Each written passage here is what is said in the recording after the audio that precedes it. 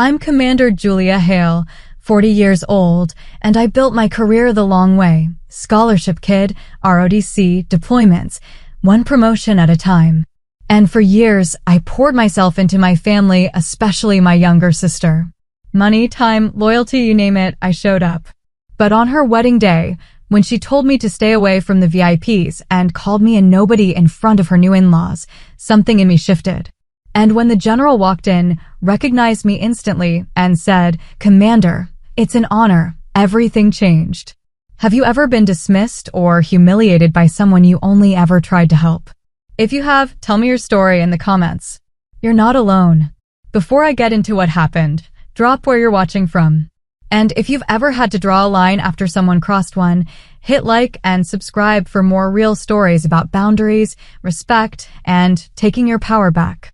What happened next surprised everyone, including me. I stood in the kitchen of my childhood home, half listening to Madeline's voice rising from the living room. She'd been talking about centerpieces for the past 20 minutes, and I'd learned long ago that my role in these conversations was to nod and agree. I was the older sister by 4 years, but somewhere along the way, our dynamic had calcified into something else entirely. I became the steady one, the person who showed up, handled things, made sure the details didn't fall through. Madeline became the one everyone worried about pleasing. Growing up, I'd been the responsible child. Straight A's, ROTC scholarship, part-time jobs to help with expenses. Madeline had been different, charismatic, social, always gravitating toward whatever seemed most prestigious at the moment. Our parents praised my accomplishments, but they said Madeline deserved nice things. I never quite understood the distinction, but I accepted it. That was simply how our family worked. I joined the Navy at 22, commissioned as an ensign fresh out of the academy. Madeline went to a small liberal arts college, studying communications with vague plans about working in media or fashion. I paid for half her first year with money I'd saved from my ROTC stipend. When she needed help with internship applications, I edited her resume at midnight between training exercises. When she couldn't make rent 1 month during her junior year, I covered it without telling our parents. She thanked me once, briefly, then never mentioned it again. The military became my world in ways my family never fully grasped. I deployed multiple times, humanitarian missions in Southeast Asia, Joint Task Force operations in the Mediterranean, NATO exercises that took me to a dozen countries. I advanced steadily through the ranks, lieutenant junior grade, lieutenant, lieutenant commander. By my mid-30s, I'd made O4 and specialized in operational planning, the unglamorous work of coordinating logistics, personnel, and resources across multiple branches and allied nations. It was detail-oriented, demanding, and deeply satisfying in ways I couldn't easily explain to civilians. Madeline's life diverged sharply from mine. She moved to the city, worked in event planning for a few years, then transitioned into something she called brand consulting. What that meant exactly, I was never sure. But she attended the right parties, joined the right professional groups, and gradually surrounded herself with people who had money, connections, or both. She dated a venture capitalist for 2 years, then a political aide, then someone whose family owned a chain of luxury hotels. Then she met Evan Mercer at a charity gala. Evan worked in tech operations management, legitimate work, nothing flashy, but his last name carried weight. His father was Lieutenant General Douglas Mercer, a 3-star Army officer with a long and distinguished career. Madeline called me the night she met Evan, breathless with excitement. She didn't talk much about Evan himself. She talked about his family, their connections, the world she was about to enter. I was happy for her, genuinely. I wanted my sister to find someone good. But as the engagement progressed, something shifted. The imbalance between us, always present but manageable, began to intensify. Madeline stopped asking about my work entirely. When I mentioned an upcoming deployment, she said, "That's nice," and changed the subject back to wedding planning. When I told her I'd been promoted to Commander 05, a significant milestone, she said, "Oh, great," without looking up from her phone. The wedding consumed everything. Madeline threw herself into it with an intensity that bordered on obsession. She hired a planner, then overrode most of the planner's decisions. She created spreadsheets, mood boards, vendor comparison charts. She visited venues until they all blurred together. And she leaned on me not as a sister, but as a resource. When her original bridal shower venue fell through 2 weeks before the event, I paid for the replacement. I used 5 days of leave to attend fittings, vendor meetings, and a last-minute tasting session when the caterer changed their menu. I listened to hours of anxious monologues about floral arrangements and whether the invitations were too formal or not formal enough. I reassured her, supported her, and absorbed her stress without complaint. Madeline never said thank you. Instead, she'd say things like, "It's the least you can do," or "I'd do the same for you," even though we both knew she wouldn't. I told myself it was just wedding stress, that she'd return to normal once everything was over. I wanted to believe that. But then she started rewriting history. At the bridal shower, one of her friends asked how we'd gotten along growing up. Madeline smiled and said, "Julia was always the difficult one. Very intense, you know? She never really supported my dreams." I was standing 10 feet away. She knew I could hear her. I said nothing, just refilled my drink and moved to another room. A week before the wedding, I flew in early to help with final preparations. Madeline met me at our parents' house with a stack of printed schedules and a list of tasks she needed completed. She didn't ask about my flight. She didn't ask how I was doing. She handed me the list and said, "I need all of this done by Thursday." Our parents watched from the kitchen, uncomfortable but silent. My father caught my eye once and gave me a look that might have been sympathy or apology. My mother busied herself with coffee mugs, pretending not to notice the tension. That night, Madeline sat me down in her old bedroom, surrounded by wedding binders and fabric samples. She looked exhausted and wired at the same time, her hands moving restlessly through pages of notes. "The Mercer family is very refined," she said. "They have high standards. I need this weekend to be perfect." "It will be," I said. "You've planned everything down to the minute. I need you to understand something." She looked at me directly for the first time all day. "This is the most important weekend of my life. I can't have anything go wrong. Nothing's going to go wrong. I mean it, Julia. No awkwardness. No drawing attention. Just blend in." I stared at her, trying to understand what she was really saying. "Madeline, I'm your sister. I'm going to be there supporting you. That's all." She didn't look reassured. She looked at me like I was a problem she hadn't yet figured out how to solve. Then she stood up, gathered her binders, and left the room without saying goodnight. I sat alone in the dark, listening to her footsteps fade down the hallway. For the first time, a thought formed clearly in my mind. She doesn't see me as her sister anymore. She sees me as someone who might embarrass her. Someone who doesn't belong in the world she's trying to enter. I'd spent years supporting Madeline, believing that family meant showing up even when it was hard. But sitting there in her childhood bedroom, surrounded by the remnants of her carefully constructed perfect life, I wondered if I'd been supporting her or enabling her. If all my help had simply taught her that she could take without giving, demand without thanking, and treat me like an obligation rather than a person. The wedding was in 3 days. I told myself I'd get through it quietly, cause no problems, and then return to my ship and the work that actually valued me. I didn't know yet how wrong that plan would turn out to be. The morning of the rehearsal dinner, Madeline's anxiety reached a new pitch. She'd barely slept, and it showed in the sharp edge of her voice, the way she snapped at the bridesmaids over minor details. I tried to stay out of her way, handling the small tasks she'd delegated to me without drawing attention. I'd brought my service dress blue uniform for the rehearsal dinner. It wasn't required, but I thought it might be appropriate given that the Mercer family was military. Formal, respectful, a nod to the world Evan's father inhabited. I laid it out in my room at our parents' house that afternoon, making sure everything was pressed and ready.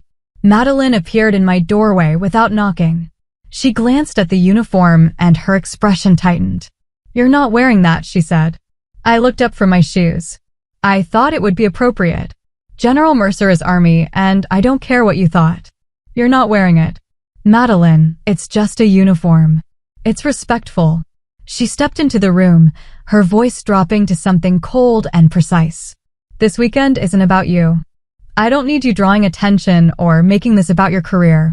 Just wear a normal dress like everyone else. It's not about drawing attention. It's about showing respect to who? My future father-in-law? You don't even know him. You're doing this to make yourself feel important, and I'm telling you not to. I sat down on the edge of the bed, genuinely confused. Madeline, where is this coming from? From years of watching you act like you're better than everyone else because you have some military job nobody understands. The words hit harder than I expected. Not because they were true, but because they revealed what she actually thought of me. I'd never acted superior about my service. If anything, I downplayed it around my family because I knew they didn't fully grasp what I did. I didn't talk about deployments, operations, the weight of command. I kept that part of my life separate because I thought it made things easier for everyone. I've never acted like that, I said quietly. You don't have to act. You just are. She crossed her arms. Everything's always been easy for you. School, career, promotions. I've had to work for everything, and now I finally have something good, and I need you to not ruin it. I wanted to remind her about the tuition I'd paid, the rent I'd covered, the countless hours I'd spent helping her build the life she was now telling me had been so hard. But I knew it wouldn't matter. She'd rewritten our history into something that made her the victim and me the privileged one. Arguing would only confirm her narrative. Fine, I said. I'll wear a dress. She didn't thank me. She just nodded and left. I sat there for a long time, staring at the uniform I wouldn't wear. I'd spent decades earning the rank that uniform represented. I'd led sailors through crises, coordinated operations that saved lives, made decisions that kept people safe.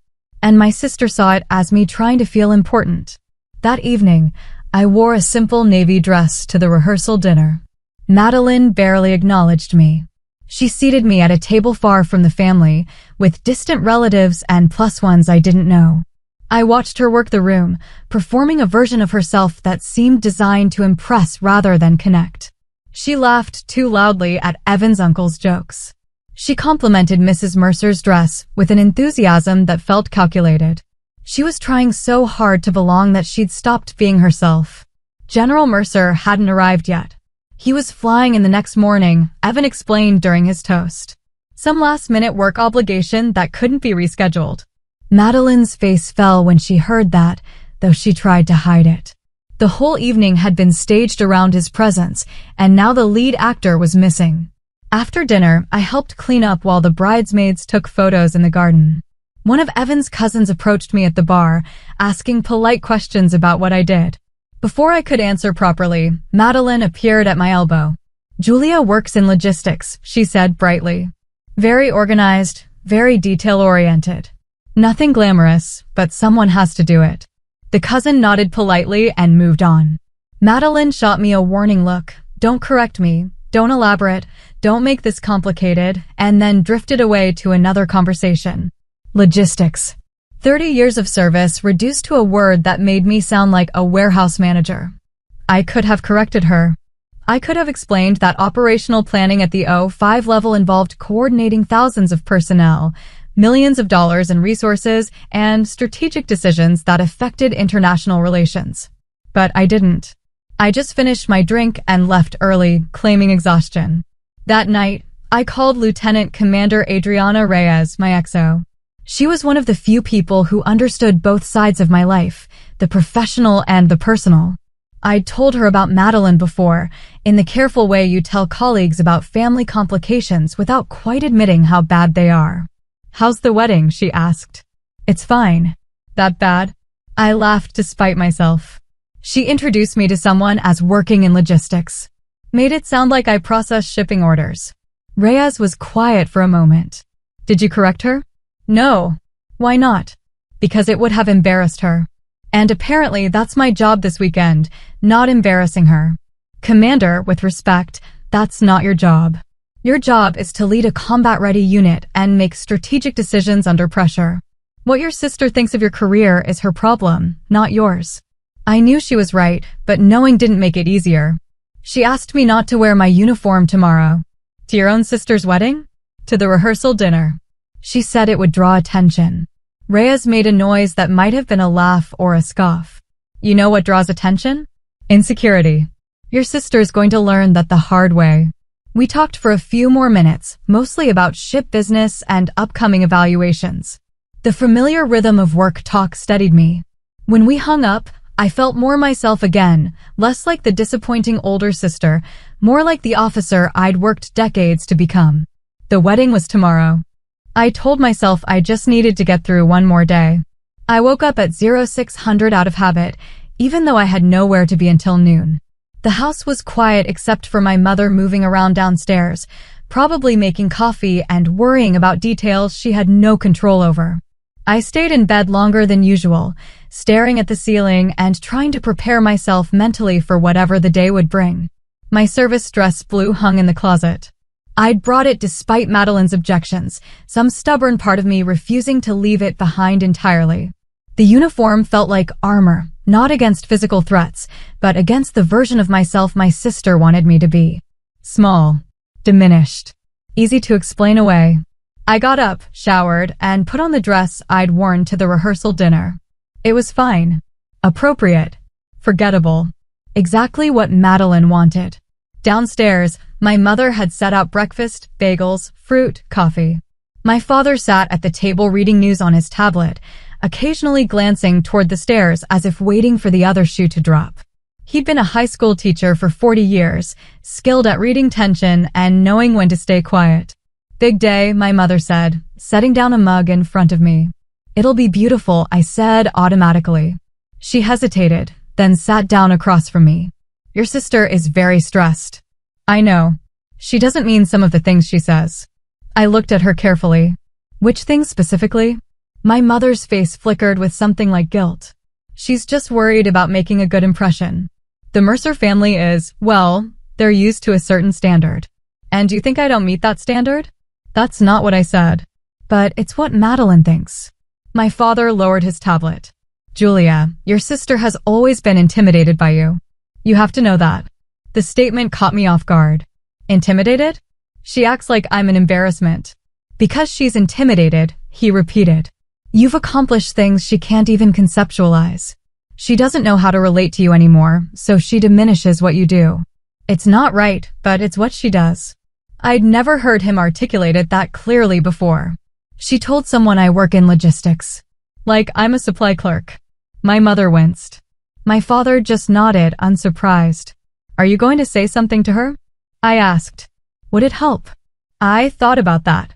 Probably not. Then we'll get through today, and then things will settle down. I wanted to believe that. But sitting at that kitchen table, I had the distinct feeling that things wouldn't settle down. They'd just calcify into whatever shape they'd already taken. Madeline would continue treating me like a supporting character in her life. My parents would continue smoothing over the tension without addressing it. And I'd continue showing up, absorbing it, because that's what I'd always done. At 11:30, we drove to the venue, a renovated estate with gardens and a view of the hills. Madeline had chosen it for its elegance and its exclusivity. Only 150 guests, all carefully selected. I'd seen the seating chart. I was at table 12, near the back, with distant cousins and family friends who wouldn't ask complicated questions. The bridal suite was chaos. Madeline sat in front of a mirror while two people worked on her hair and makeup simultaneously. Bridesmaids fluttered around adjusting dresses, looking for lost earrings, taking endless photos. Someone handed me a glass of champagne I didn't want. Madeline caught my reflection in the mirror. Her eyes went to my dress, scanning for any detail that might be wrong or attention-seeking. Finding nothing to criticize, she looked away. Has the general arrived yet? One of the bridesmaids asked. Evan texted 20 minutes ago. He's on his way from the airport. The energy in the room shifted. Everyone seemed to stand a little straighter, speak a little more carefully. General Mercer's presence hung over the day like a weather system we were all tracking. Madeline's hands were shaking. The makeup artist told her to hold still, but she couldn't seem to manage it. She kept checking her phone, reading and rereading messages from Evan. He's going to love everything, one of the bridesmaids said. You've planned the perfect day. Madeline didn't look convinced. She looked terrified. 30 minutes before the ceremony, I stepped outside for air. The gardens were filling with guests, military families in dress uniforms, civilians in formal wear, a photographer capturing details. I found a quiet corner near the rose beds and tried to center myself. That's when Madeline found me. She walked over quickly, her dress swishing against the stone path. Her face was tight with barely controlled anxiety. "I need to talk to you." "Okay." She glanced around, making sure no one was close enough to hear. "The general is here. He's in the venue with Evan and Mrs. Mercer." "That's good. Everything's ready. Julia." She stepped closer, her voice dropping. "I need you to understand something. This family is very important. Very connected. I can't have anything go wrong. Nothing's going to go wrong. I mean it. I need you to stay out of the way. Don't talk to the general. Don't try to introduce yourself or make conversation. Just be invisible." I stared at her. "You want me to be invisible at your wedding?" "I want you to not embarrass me." Her voice cracked slightly. "Please, Julia. For once in your life, can you just not make everything about you?" The unfairness of it hit me like a physical force. I'd spent the entire weekend, the entire engagement, really making sure nothing was about me. I'd paid for things, shown up for things, absorbed her stress and her insults without pushing back. And she was standing here, 30 minutes before her ceremony, telling me I made everything about myself. "I've never made anything about me," I said quietly. "You don't have to try. You just exist, and everyone pays attention. Meanwhile, I've worked my whole life to get to this point, and I need you to let me have this. Madeline, stay away from the general." Her voice went hard. "Don't introduce yourself. Don't try to talk about the military or impress him with your job. You are a nobody here. Do you understand? A nobody." Several people had stopped nearby, close enough to hear. I saw a bridesmaid's eyes widen. One of the vendors pretended to adjust a flower arrangement while clearly listening. Madeline didn't seem to care. She was too far into her panic to notice or care about who heard. "Don't embarrass me," she said again. Then she turned and walked back toward the bridal suite, leaving me standing alone in the garden. I stayed there for a long time, feeling the weight of what she'd said settle into my chest. Not the words themselves, I'd heard worse in command situations, but the casual cruelty of them. The ease with which she'd reduced me to nothing in order to make herself feel bigger. A nobody. 30 years of service. 3 deployments. 2 combat ribbons. A Bronze Star. A promotion record that put me in the top 5% of my cohort. And my sister saw me as a nobody. I walked slowly back toward the venue, my mind quiet and clear. I wasn't angry. I wasn't hurt exactly. I was simply finished. Finished pretending her behavior was acceptable. Finished making excuses. Finished being small so she could feel big. The ceremony would start soon. I'd stand in my assigned spot, smile for the photos, and fulfill my role. But something fundamental had shifted. Madeline had finally said out loud what she'd been communicating for years. And I'd finally heard it clearly enough to stop ignoring it. The ceremony was flawless, at least, by external standards. The weather cooperated, the string quartet played without a hitch, and Madeline looked beautiful walking down the aisle on our father's arm. I stood with the other guests, watched Evan's face as he saw her, and felt nothing but a distant, detached observation of the scene. The general sat in the front row, 3 stars on his dress uniform catching the afternoon light. He was tall, composed, with the kind of presence that came from decades of command. He stood when Madeline entered, sat when directed, and maintained the perfect posture of someone who'd spent a lifetime in formal ceremonies. I was seated 12 rows back. Nobody looked at me. Nobody spoke to me. I was exactly as invisible as Madeline had demanded. The vows were traditional, the kiss was met with applause, and the recessional carried the wedding party back down the aisle in a wave of smiles and music. I followed the crowd toward the reception area, keeping my distance, staying out of the way. The cocktail hour was held in the garden where Madeline had told me I was a nobody just an hour before. Servers circulated with champagne and appetizers. Guests clustered in groups, the military families gravitating toward each other with the easy recognition of people who shared a culture. I stood near the edge, watching. One of the bridesmaids approached me once, asked if I was okay, then drifted away when I said I was fine. My parents were busy with hosting duties, greeting guests, and accepting congratulations. I was genuinely alone, and for the first time all weekend, I didn't mind. Then the general arrived at the cocktail hour. He moved through the space with his wife, greeting family members and friends. He had the manner of someone comfortable with attention, not seeking it, but not avoiding it either. People straightened slightly when he approached, their body language shifting into something more formal without quite becoming stiff. I was standing near the rose beds when he entered my section of the garden. He was speaking with Evan's uncle, some story about a joint exercise in Germany. I started to move away, to give them space and honor Madeline's demand that I stay invisible. Then he turned, mid-sentence, and his eyes landed on me. He stopped talking. His expression shifted from polite attention to something sharper recognition, mixed with surprise. He excused himself from the conversation and walked directly toward me. My mind raced through possibilities. Did I know him? Had we crossed paths at some ceremony or briefing I'd forgotten? I ran through my recent assignments, trying to place his face, but came up empty. He stopped 3 feet away and his posture shifted subtly, not quite to attention, but to something more formal than the casual cocktail hour warranted. "Commander Hale," he said. "It's an honor." The garden went quiet around us. Several conversations stopped mid-sentence. I saw Evan's head turn, confusion on his face. And somewhere behind the general, I saw Madeline, her champagne glass frozen halfway to her lips. "General Mercer," I said carefully. "I didn't realize we'd met." "Operation Pacific Relief," he said. 3 years ago. You coordinated the naval logistics that got supplies to Mindanao after the typhoon." The memory clicked into place. I'd been lieutenant commander then, working joint task force operations in the Philippines. The Army had been running the overall operation, but Navy logistics handled the transport of relief supplies from our ships to the affected areas. I'd spent 72 hours straight coordinating movements, personnel, and resources to cut through red tape and get food and medical supplies to people who needed them.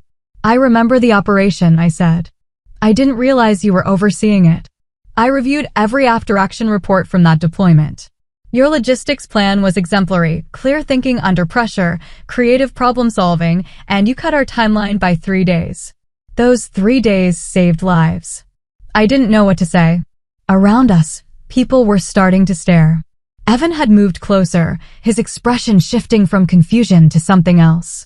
And Madeline, I could see her in my peripheral vision, standing absolutely still, her face drained of color. "Thank you, sir," I said simply. I didn't know Evan was marrying Commander Hale's sister. I would have said something sooner. He smiled slightly. Though I suppose that's not the usual way people introduce family members at weddings. "No, sir." "It's not." He nodded once, a gesture of respect between peers, and then moved on to greet other guests. But the damage, or perhaps the revelation, was complete. The conversations around us resumed slowly, people processing what they'd just witnessed. A 3-star general had recognized a Navy commander and praised her work in front of 100 wedding guests. It wasn't dramatic. It wasn't loud. It was simply a moment of professional respect between 2 people who inhabited a world most civilians didn't fully understand. I stood there, not moving, watching Madeline across the garden. She was talking to someone, her mouth moving automatically, but her eyes stayed fixed on me. Her expression was pure panic mixed with something that might have been humiliation or rage or both. She'd spent the entire weekend telling me I was nobody. She demanded I stay invisible, that I not embarrass her by existing too visibly in her perfect day. And in 30 seconds, the person she'd been most desperate to impress had publicly acknowledged exactly who I was. I wasn't trying to cause a scene. I hadn't sought out the general or engineered the moment. But I also wasn't going to apologize for being recognized for work I'd done. Work that had mattered. Work that had saved lives while Madeline was planning her next social media post. Evan approached me a few minutes later. He looked uncertain, like someone trying to navigate a situation he didn't fully understand. Julia, I had no idea, he said. About what? About your work. Your rank.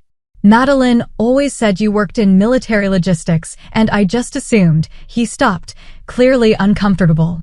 That was the operation where my father earned his 3rd star.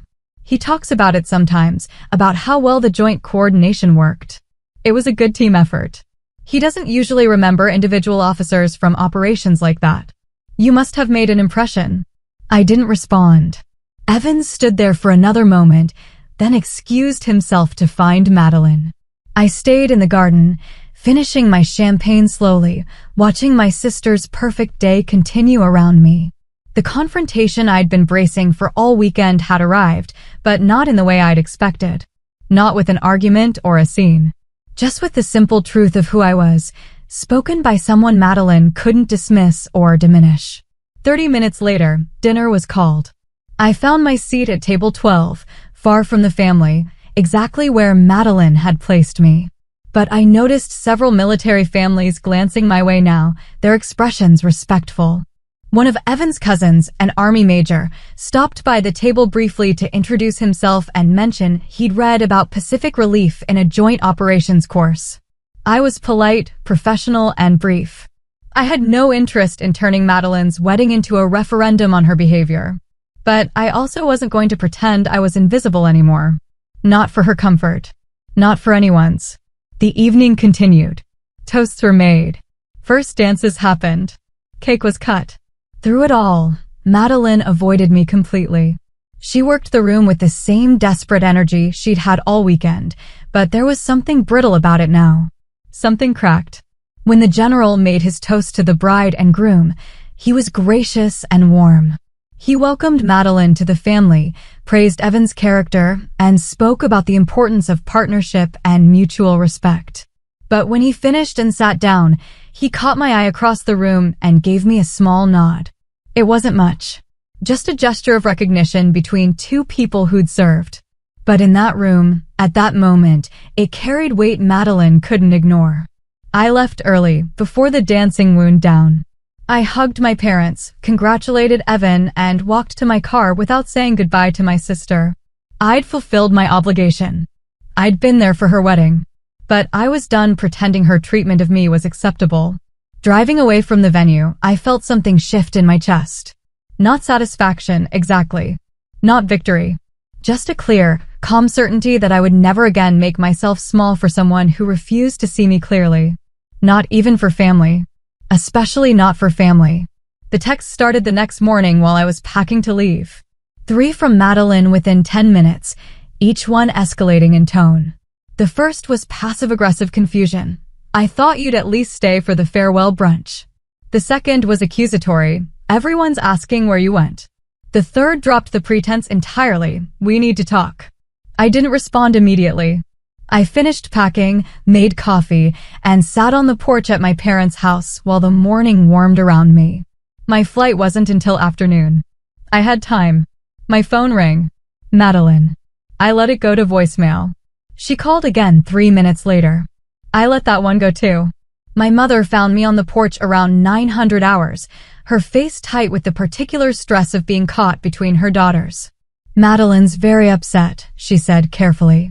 I imagine she is. She wants to talk to you before you leave. I'm sure she does. My mother sat down in the chair beside me, folding her hands in her lap the way she did when she was trying to stay calm. What happened yesterday? Between you and the general. We recognized each other from a previous operation. He said hello. That's it. Madeline says you embarrassed her. I looked at her directly. How did I embarrass her by having someone recognize my work? She didn't mean it like that. She's just very sensitive right now. The wedding was so important to her, and she feels like you made it about yourself. The accusation was so absurd I almost laughed. I stayed at the back. I didn't talk to anyone unless they approached me. I left early. I did exactly what Madeline asked me to do, which was stay invisible. The only thing I couldn't control was whether other people recognized me. She says you could have downplayed it. That you didn't have to let the general make such a big deal about knowing you. He said hello and mentioned an operation we'd both worked on. It lasted 30 seconds. If that's a big deal, it's because Madeline made it one. My mother was quiet for a moment. She told me what she said to you before the ceremony. About staying away from the general. Did she tell you she called me a nobody? She says she was stressed and didn't mean it. She meant it. She's meant every dismissive thing she's said about me for the past year. The stress just made her say it out loud. My mother looked genuinely distressed. You're sisters. You've always been close. I hate seeing you like this. We haven't been close for a long time, Mom. I've just been too busy making excuses for her to admit it. A car pulled into the driveway.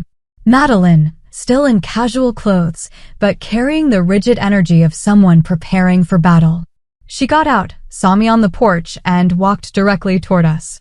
We need to talk, she said again, not bothering with greetings. Then talk, I said calmly. Not here. In private. I stayed where I was. Anything you need to say, you can say in front of Mom. Madeline looked at our mother, then back at me, clearly frustrated that she didn't have the home field advantage she'd expected. Fine. I need you to apologize. For what, specifically? For making my wedding about yourself. For talking to the general when I specifically asked you not to. For embarrassing me in front of everyone. I set down my coffee cup carefully. I didn't talk to the general. He talked to me. I was polite and professional. I didn't seek him out, didn't bring up my work, didn't do anything except respond to him when he recognized me from a previous operation. You could have downplayed it. You could have said you barely remember the operation or that it wasn't important. Why would I do that? Because I asked you to stay out of the way. I did stay out of the way. But I'm not going to lie about my career or dismiss my own work just to make you feel more important. Madeline's face flushed. You've always been like this. Always needing everyone to know how accomplished you are, how special your job is. I've spent 30 years barely mentioning my work to this family, I interrupted. I've downplayed deployments, avoided talking about operations, and let people assume I process paperwork because it was easier than explaining what I actually do. I have never, not once, used my rank to make you feel small.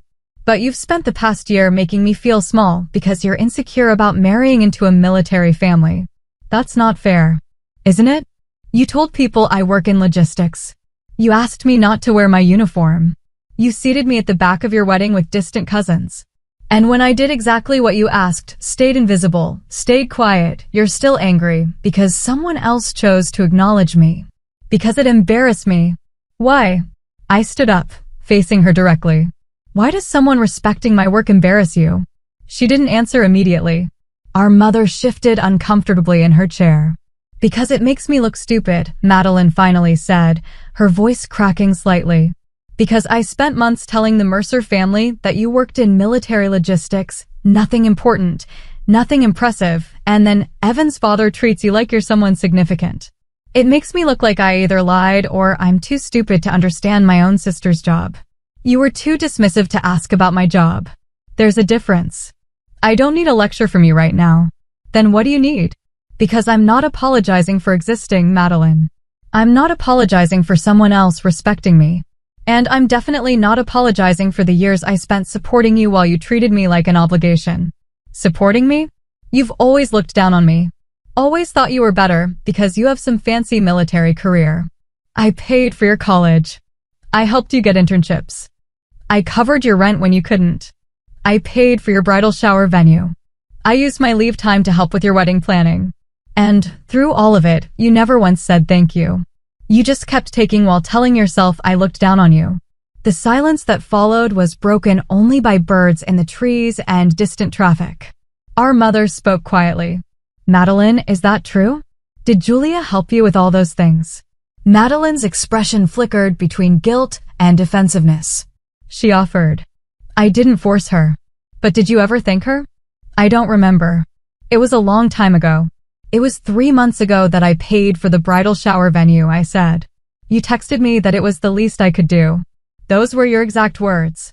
Madeline's face shifted through several emotions before settling on something harder, more defensive. You have money. You don't have a family or a social life. Helping me gave you something to do. The casual cruelty of it took my breath away. Not because I hadn't heard versions of it before, but because she said it so easily, like it was simple truth rather than deliberate harm. I have a family, I said quietly. Or I thought I did. And I have a life, a good one actually. It just doesn't look like yours, so you assume it's somehow less valuable. That's not what I meant. It's exactly what you meant. And I'm done pretending it's not. I picked up my suitcase and walked toward my car. Madeline followed me down the porch steps. So that's it? You're just going to leave? Yes. What about us? What about our relationship? I stopped at my car door. We don't have a relationship, Madeline.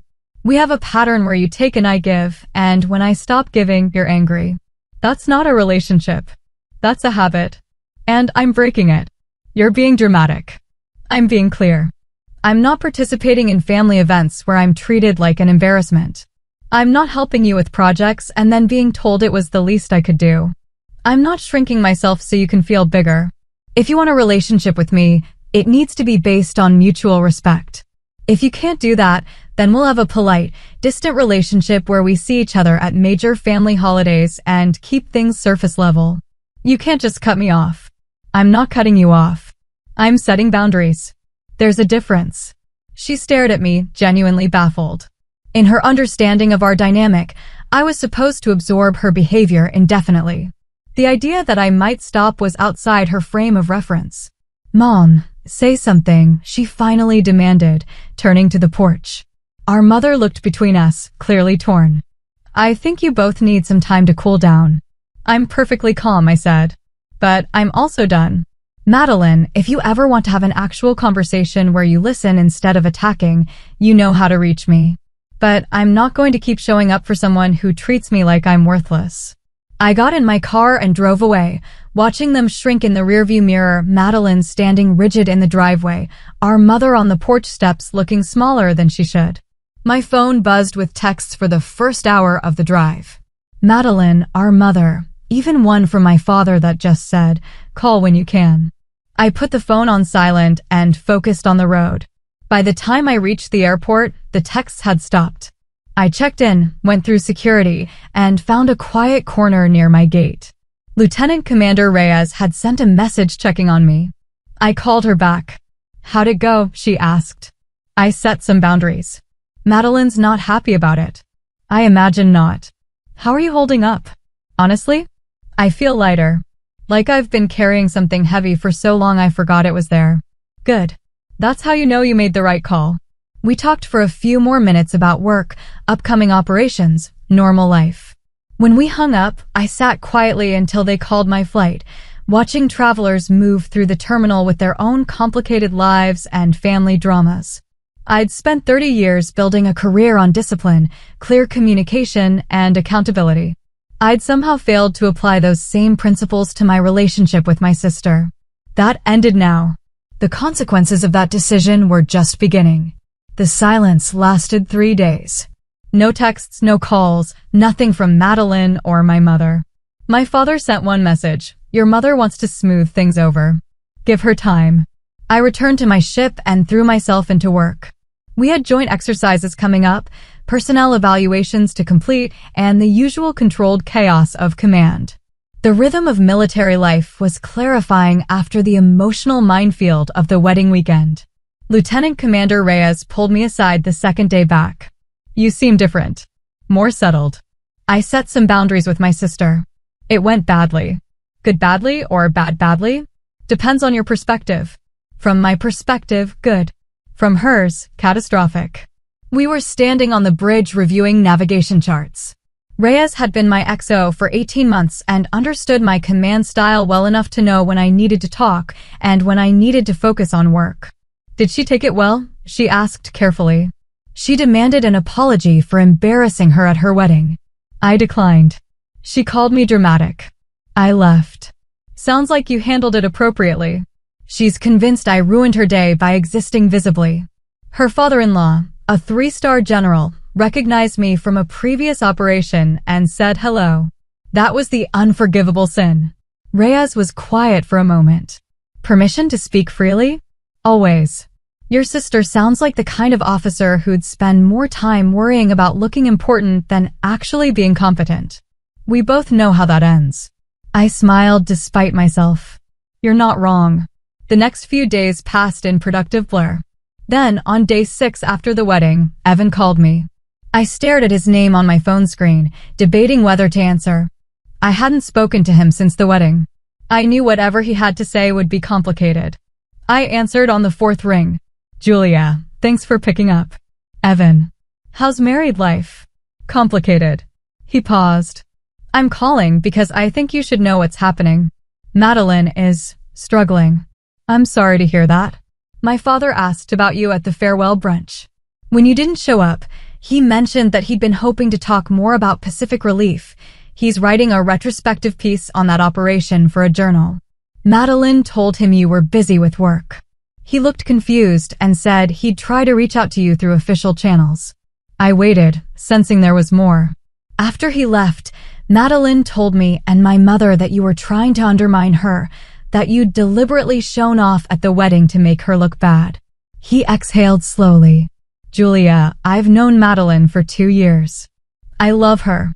But I've never seen her like this, desperate and defensive and saying things that don't match reality. What did you say to her?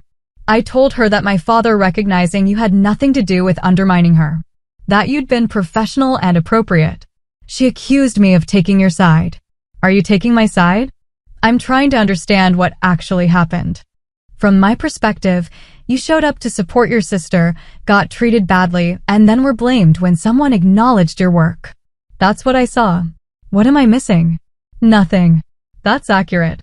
Then why is Madeline so convinced you deliberately embarrassed her? I thought about how to answer that. Because she spent a long time building a version of me in her head that made her feel better about herself. I was the older sister who hadn't amounted to much, someone who helped when needed but wasn't impressive or important. When reality didn't match that version, she couldn't adjust her understanding. She adjusted her blame instead. Evan was quiet for a long moment. That's not a flattering description of my wife. I'm not trying to be unflattering. I'm trying to be honest. She told me you've always been competitive with her, that you resent her happiness. Evan, I paid for part of her college education and half the cost of her bridal shower. If I resented her happiness, I wouldn't have spent the last decade supporting her life choices. That's what I thought. But she's so convinced. He trailed off. She wants me to ask you to apologize. For what? For making her wedding about yourself? No. Yeah, I figured. To be honest, I think you're right not to. But she's making herself miserable over this. That's her choice, not my responsibility. I know. I just thought you should know what's happening on this end. He paused again. My father asked me about your career. He was surprised I didn't know more details about what you do. He mentioned you're probably on track for 06 within the next few years, if your record stays strong. That's generous of him to think so. Is it true? It's possible. I have a good record and strong evaluations. Selection boards are competitive, but I'm qualified. Madeline told me you worked in logistics. She made it sound like you processed shipping orders. I know. Why would she do that? Because my actual career threatened the narrative she wanted about our relationship. Evan made a sound that might have been frustration or resignation. I need to go. But Julia, for what it's worth, I'm sorry. You didn't deserve how she treated you. Thank you. And if my father does reach out to you about Pacific Relief, please respond. He really does respect your work. That wasn't performative. After we hung up, I sat in my quarters staring at the wall. Madeline was spiraling, and part of me felt guilty for not trying to fix it. But I'd spent years trying to fix things between us, smoothing over tensions, absorbing insults, giving without receiving. It had never worked. She'd just taken what I gave and asked for more while respecting me less. Lieutenant Commander Reyes found me in the wardroom that evening. You look like you're thinking too hard. My sister's new husband just called. She's apparently making herself miserable trying to get me to apologize for existing. Are you going to? No. Good. Some people need to learn that other people have limits. Sounds like your sister is getting that lesson the hard way.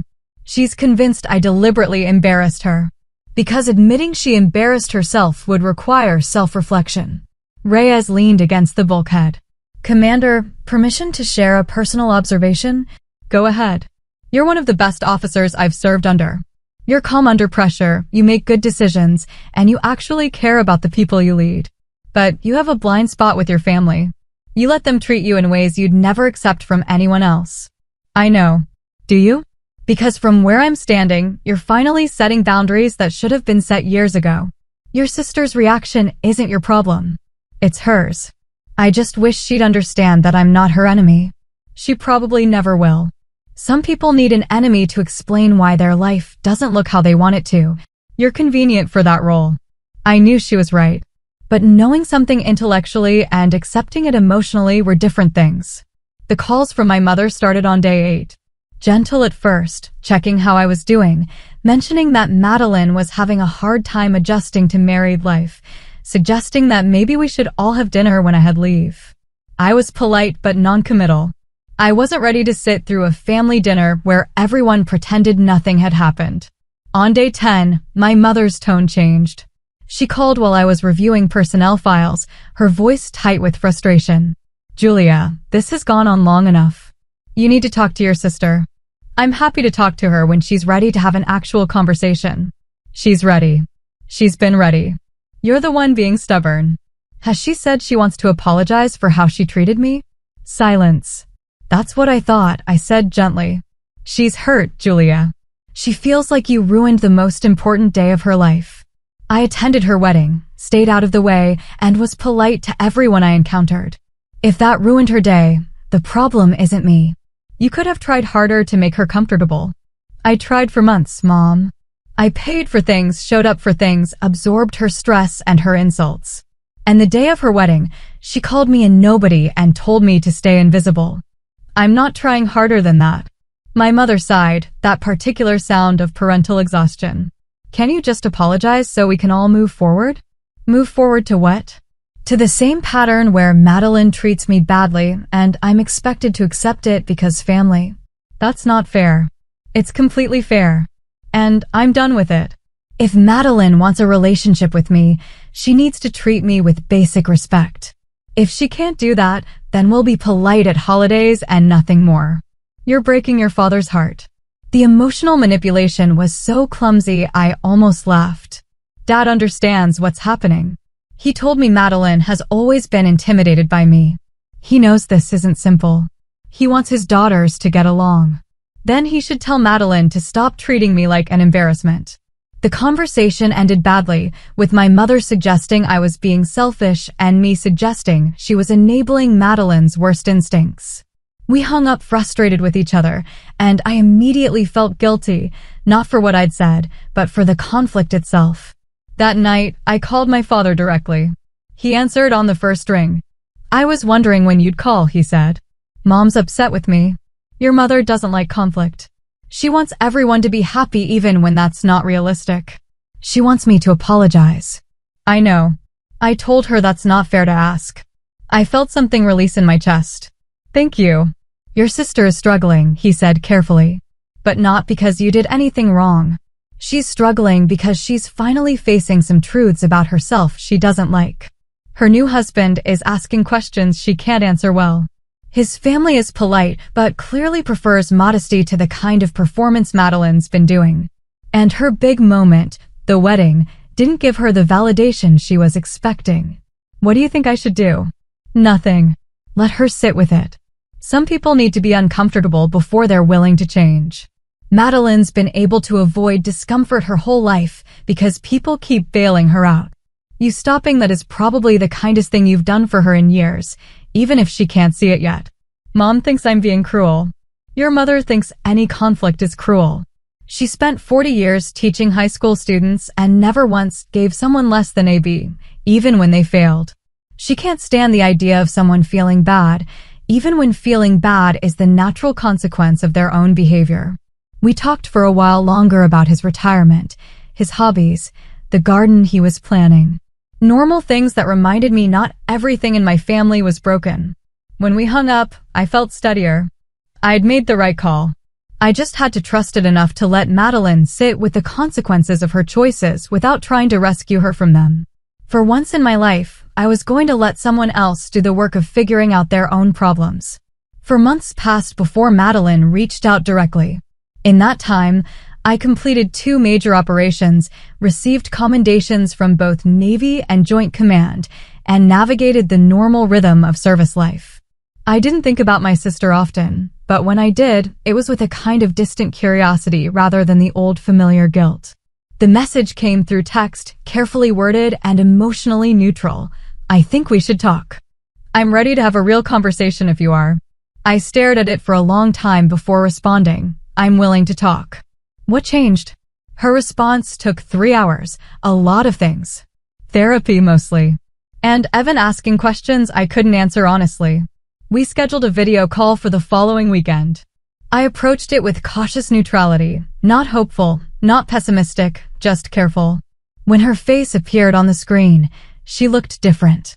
Tired, maybe, or just less performative. Her hair was in a simple ponytail, her makeup minimal.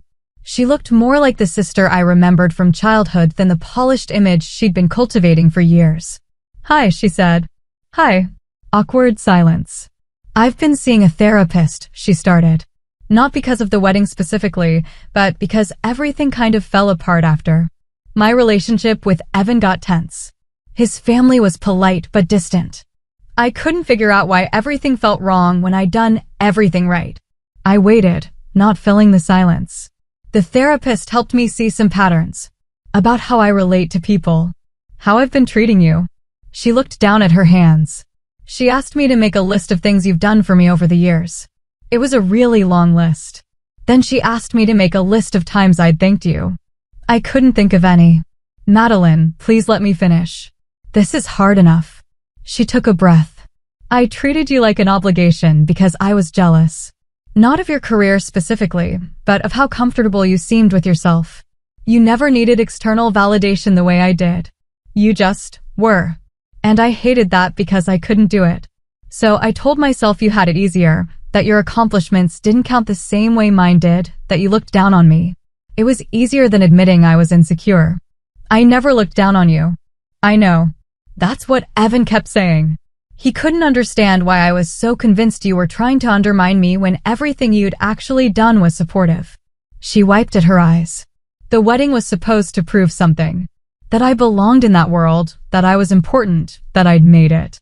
And when your work got acknowledged, it felt like you were stealing my moment. But you weren't stealing anything. You were just existing, and I couldn't handle that your existence was more impressive than my performance. The honesty of it was startling. I'd expected defensiveness or half apologies that blamed stress or circumstances. This was different. What I said to you before the ceremony was unforgivable, she continued. Calling you a nobody, telling you to stay invisible, I knew it was cruel when I said it. I said it anyway because I was terrified of being shown up at my own wedding. But you didn't show me up. I showed myself up by treating you that way. Why no? I asked quietly. Why tell me this 4 months later? Because it took 4 months to admit it to myself. And because Evan told me last week that his father wants to include you in that retrospective piece about Pacific Relief. He's been trying to reach you through official channels. When he mentioned it at dinner, I realized I was going to spend the rest of my life connected to a family that respects you professionally, and I could either be bitter about that or fix my relationship with you. She met my eyes. I want to fix it. If you're willing. I thought carefully before responding. What does fixing it look like to you? I don't know. Different than before. More honest. I can't promise I won't be jealous sometimes, but I can promise to stop punishing you for it. And I can say thank you for the years you spent supporting me when I didn't deserve it. You deserved it. You just didn't appreciate it. You're right. I'm sorry. For all of it. For how I treated you, for how I talked about you, for making you feel small so I could feel big. She paused. I don't expect you to forgive me right away. I just want you to know I finally understand what I did. The conversation lasted another hour. We talked about her therapy, her marriage, the adjustment to being part of the Mercer family. I talked about work in general terms, about upcoming deployments, about the strange relief of having set boundaries even when they'd caused conflict. When we hung up, I didn't feel the rush of reconciliation or the warmth of restored connection. I felt cautiously hopeful. Like maybe something new could be built, something more honest than what we'd had before. Lieutenant Commander Reyes found me in the wardroom later that evening. You look thoughtful. My sister apologized. Did you accept? I told her we could try something different. Not go back to how things were, but build something new. How do you feel about that? Uncertain. Hopeful. Scared it won't stick. I looked at her. Is that normal? Completely. Real apologies feel different than the fake ones where people are just trying to smooth things over. Sounds like she did some actual work. She said therapy helped her see patterns she'd been avoiding. Then maybe it'll stick. And if it doesn't, you already know how to set boundaries. Over the following weeks, Madeline and I talked regularly but carefully. She asked about my work with genuine curiosity instead of dismissive platitudes. She told me about her marriage without performing perfection. She acknowledged when she caught herself falling into old patterns, comparing, competing, minimizing. It wasn't perfect. Some conversations were still awkward, but it was different. More real. Less performative. General Mercer did reach out about the retrospective piece. I provided input, shared after-action reports, and participated in a recorded interview about the logistics challenges of Pacific Relief. The article was published in a joint operations journal 6 months later. Madeline texted me when it came out. I read it. I'm proud of you. I should have said that years ago. Those 8 words meant more than I expected them to. 3 years after the wedding, the promotion list came out. I'd been selected for Captain 06. The notification came through official channels first, then my commanding officer called to congratulate me personally. Lieutenant Commander Reyes, now a full commander herself, organized a small celebration in the wardroom. My XO read the promotion order while officers and senior enlisted gathered around. It was the kind of moment that felt simultaneously ordinary and profound, one more step in a career, but also validation of 3 decades of work. My family called that evening. My father sounded genuinely thrilled. My mother cried and said she wished she understood my work better, but was proud anyway. And Madeline said simply, "You earned this." Congratulations. No qualifiers. No passive-aggressive comments about drawing attention. Just genuine acknowledgement. I told them about the promotion ceremony being scheduled for 2 months out during a port call that coincided with leave time. Without hesitation, Madeline asked when and where, said she'd be there. You don't have to, I said carefully. I want to. If that's okay. It's okay. The ceremony took place on a clear morning with perfect weather. My parents drove in from their town, looking slightly overwhelmed by the formality, but determined to be present.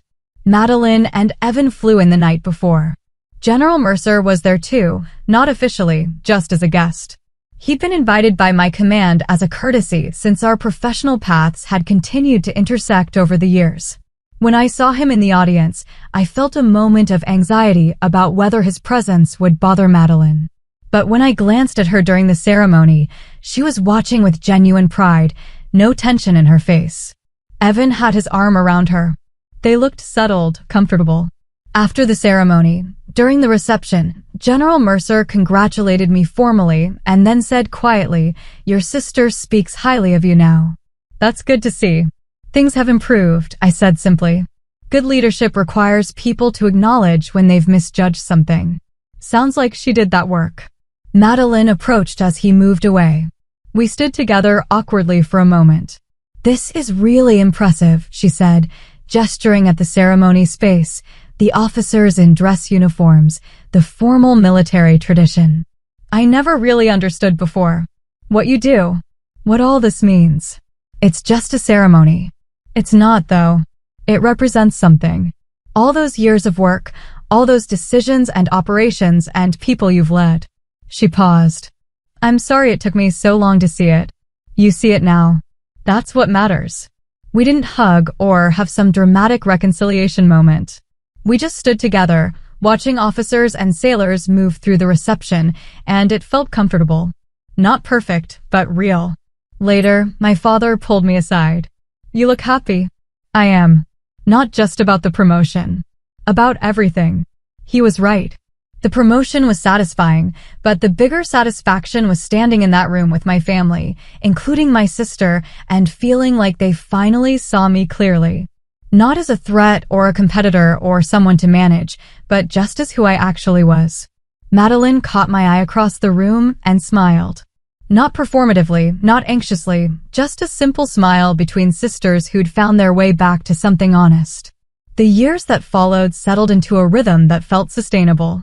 I took command of a significant operation, led sailors through complex deployments, and continued advancing in my career. Madeline built a more authentic version of her life, less focused on status, more focused on work she actually cared about. She started a small consulting business, helping nonprofits with event planning, using her skills in ways that felt meaningful rather than just impressive. Our relationship remained different than before. We weren't as close as some siblings, but we were honest with each other. We talked regularly, visited when schedules allowed, and navigated family events without the old tension. She asked about my work with genuine interest. I asked about hers the same way. The Mercer family gradually accepted her not as someone performing belonging, but as someone who actually belonged.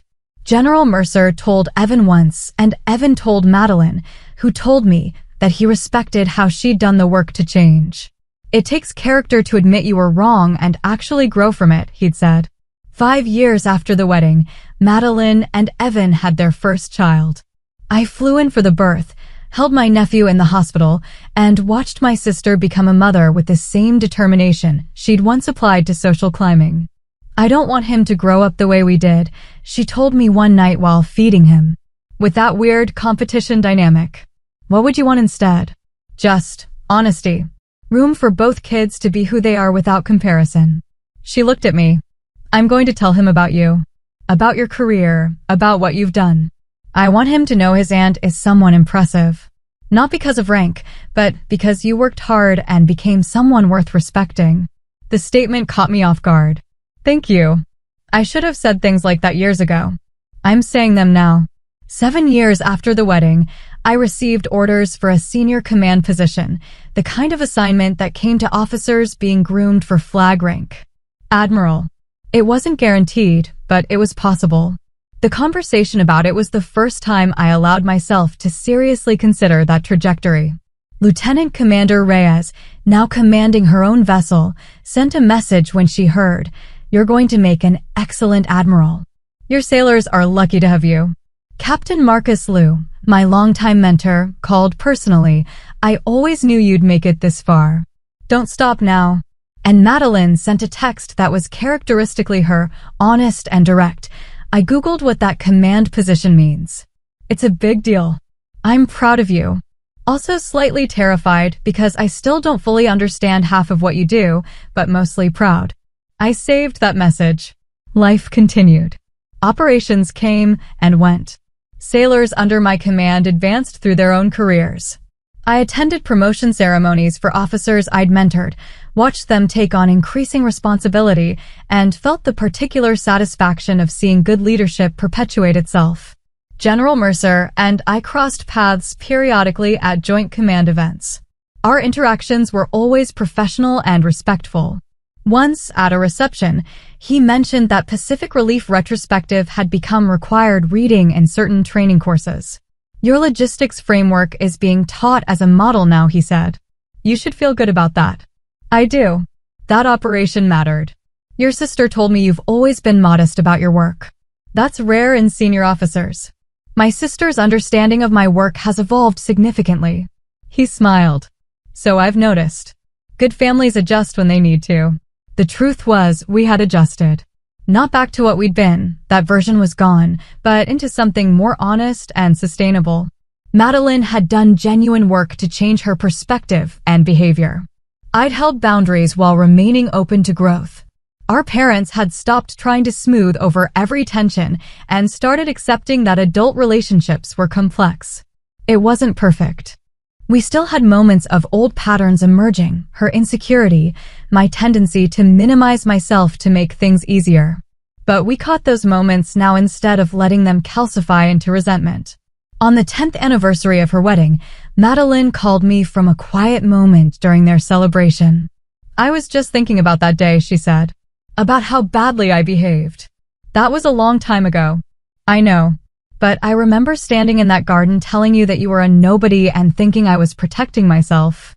I was so scared of being shown up that I tried to make you invisible. It's probably the worst thing I've ever said to someone. You've apologized. We moved past it. I know, but I want you to know I think about it sometimes. About how close I came to destroying our relationship completely over my own insecurity. If you hadn't held that boundary, if you just kept absorbing my behavior, we'd probably barely speak now.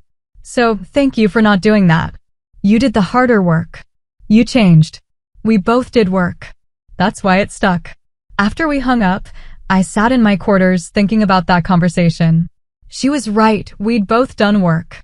But the initial work had been mine, deciding I deserved respect, setting boundaries, refusing to shrink myself for someone else's comfort. That decision had cost something in the short term.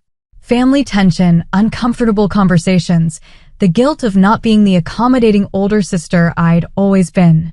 But it had built something better in the long term.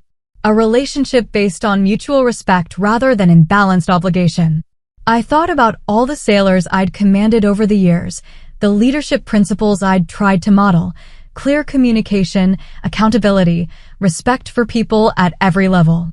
I'd applied those principles everywhere except with my own family. Setting boundaries with Madeline had been the moment I'd finally brought those principles home. The wedding had been the catalyst, but the real work had come afterward. The months of sitting with discomfort while Madeline processed her behavior. The careful conversations rebuilding trust. The ongoing effort to maintain something honest rather than sliding back into old patterns. Justice, I'd learned, wasn't always dramatic. Sometimes it was just the quiet satisfaction of watching someone who dismissed you finally understand who you actually were. And sometimes it was watching them do the work to become someone capable of that understanding. Years from now, if someone asked me about that wedding, I wouldn't talk about the moment the general recognized me or my sister's humiliation. I'd talk about what came after, the hard conversations, the boundary setting, the slow rebuilding of something more honest. Because that was the real story. Not the moment of public recognition, but the private decision to stop accepting less than I deserved. Not the confrontation, but the sustained effort to build something better. I looked out at the ocean beyond my porthole, thinking about command, family, and the ways people grow when they're finally required to. My sister had grown. I'd grown. Our relationship had grown into something neither of us could have predicted that terrible day in the garden. And that, more than rank, more than recognition, more than any vindication, was what actually mattered. The general had been right to say it was an honor to know me. But the real honor was knowing myself well enough to require others to treat me accordingly. That lesson had taken 40 years to fully learn. But I'd learned it. And that's how one wedding day and one sentence from a general reshaped everything I thought I knew about family, respect, and boundaries. If you've ever had someone underestimate you until the truth showed up in the room, how did you handle it? Did you cut them off? Confront them? Or let time reveal who they really were? Let me know in the comments. I read everyone. And if you want more real stories about standing your ground, recognizing your worth, and refusing to shrink for anyone, make sure you like this video, subscribe, and turn on notifications. Your story might be the one someone else needs to hear next.